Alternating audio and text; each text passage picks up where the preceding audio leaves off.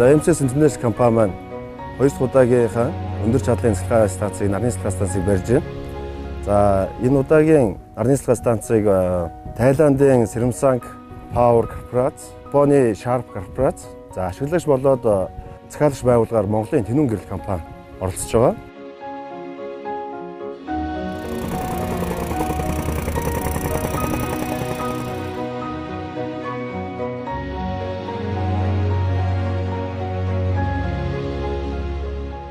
Энэ хүсэлд нийт 180 хүн өнөөдрийн байдлаар ажиллаж байна.